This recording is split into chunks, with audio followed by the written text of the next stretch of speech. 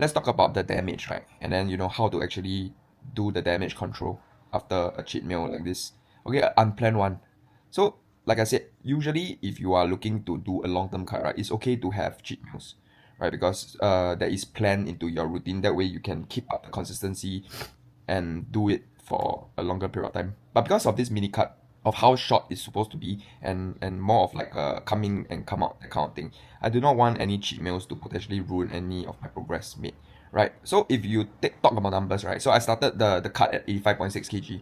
Today, after one cheat meal, okay, I'm back at 85.6 kg. So did I just undo about close to 3 weeks of work because of one cheat meal? The answer is no, right? So most likely all this weight that I gain is most probably from the sodium and some of the glycogen that is replenished through this crab bee hoon, right? So one thing is also I also had this meal quite late in the day yesterday, right? To the point that when I was going to bed, I still feel my stomach quite full. The crab bee hoon was also very salty, right? The good thing about the crab bee hoon is that crab is mostly protein, then bee hoon is low in calories. The only potentially high calories thing is about the broth and then like whether they use any oils that's cooked with it. But the majority of the concern for this weight gain is most likely going to be sodium, which will make you hold water. Which okay, so let's talk about the damage control. Let's say if you're like me and then this happened to you, right? What should you do? Okay, firstly, we have to take a look at are you planning to do a long-term cut? That means do you still have a lot of room to go in terms of body fat, right? So if yes, first thing is just do not do anything.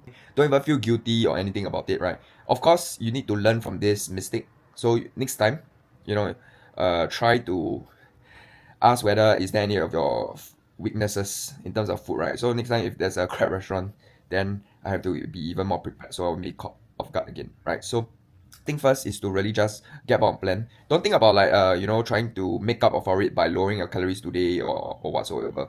Okay, unless you completely know what you are doing. Okay, but if you have no clue and you are going for a long term kind of cut, right? Take it as a scheduled cheat day or cheat meal.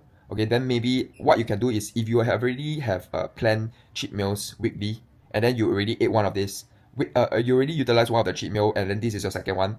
Okay, that's okay too.